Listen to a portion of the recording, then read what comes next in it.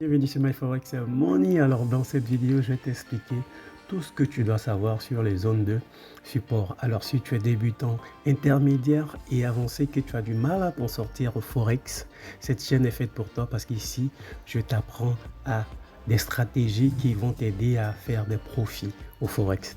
Alors qu'est-ce qu'un support? Un support, c'est simplement une zone à partir de laquelle le prix a été repoussé à la hausse. Donc le prix vient sur cette zone là et puis bam, ça monte. Tu comprends?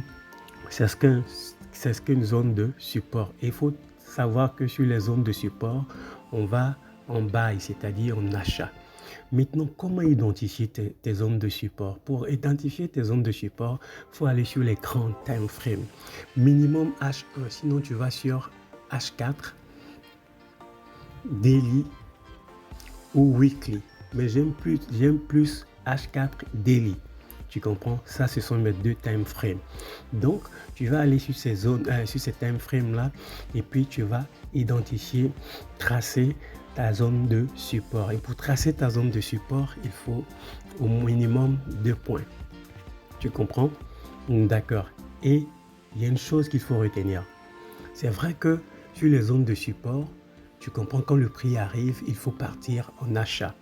Mais tu ne vas pas aller directement en achat comme ça, tu vas attendre une confirmation d'entrée. Donc quand le prix va venir dans ta zone de support, tu vas attendre une confirmation d'entrée, soit par une figure chartiste, tu comprends, soit par un chemin de chandelier. Tu comprends? Donc il ne faut pas directement avoir à l'esprit que dès que ça arrive dans ta zone, ça va aller boum à la hausse. Non, parce que ça peut descendre plus bas. Donc on va aller directement sur le graphique et puis je vais t'expliquer tout ceci. Et là tu vois, je suis sur le time frame de D1, tu comprends, et D1 je vais tracer mes zones de support, je vais changer mon chandelier et mon graphique en chandelier en graphique linéaire. Donc tu vois ici il y a un point, ici aussi il y a un point, ici aussi il y a un point. Donc cette zone sera ma zone de support. Tu comprends? Et donc là, je suis sur le time frame de daily. Tu comprends? Et donc, ma zone de support étant tracée et identifiée, tu comprends? Je vais maintenant attendre que le prix revienne dans ma zone, que le prix me donne ma confirmation d'entrée, que le prix forme ma confirmation d'entrée. Donc, il va falloir patienter et laisser faire le graphique. Tu comprends? Donc, attendre que ta confirmation d'entrée se forme. Et quand tu as ta confirmation d'entrée qui est formée sur ta zone de support, c'est en ce moment-là tu vas ouvrir tes trades en achat. Tu comprends?